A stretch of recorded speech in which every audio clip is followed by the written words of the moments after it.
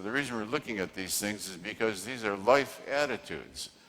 Everybody sitting out here in the audience right now has been profoundly interested by all these things in their life. And a self-aware person looks at all these various phenomena in their life and comes to a certain understanding about why they are the way they are. Does everybody here know why they are the way they are? Anybody don't know why the way they are? You don't know why the way you are.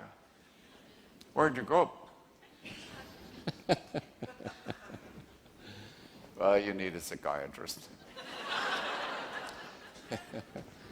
That's where the psychiatrist comes in, to help us to adjust to the phenomena that we don't seem to be able to just grasp in ordinary life.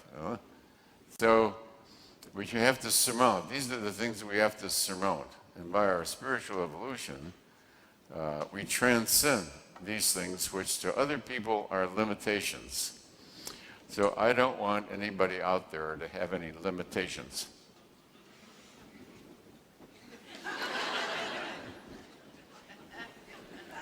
Cross out all limitations. You're an unlimited being. You're subject only to what you hold in mind. You're an unlimited being. You're only subject to what you hold in mind. If you think you're stupid and ugly, well, I got news for you. You're stupid and ugly. If you think you're lovable, then you are lovable. If you think you're not lovable, then you're not lovable. So we really become that which we hold in mind. And that's why we went through these things. These are things that people just take for granted without thinking about it, unless you're in psychoanalysis and have to lay there and discuss all these things with your analyst. The average person then has to surmount all these obstacles to fulfillment and go through these obstacles in order to reach enlightenment. So we're interested primarily in reaching the levels of enlightenment, and therefore we want to successfully transcend all these stresses of ordinary life. Good enough? Everybody for enlightenment? Yes. Hey!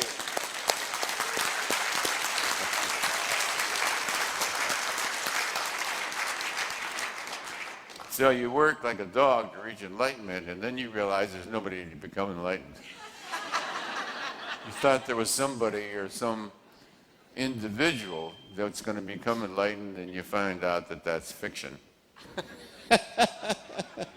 You wasted your whole life pursuing fiction, that you're going to become enlightened. And then you discover there is nobody to become enlightened. What a relief. Nobody here has to become enlightened.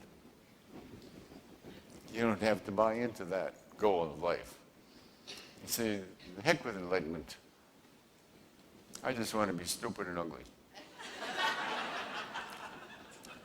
To be happy if you're stupid and ugly means you're enlightened.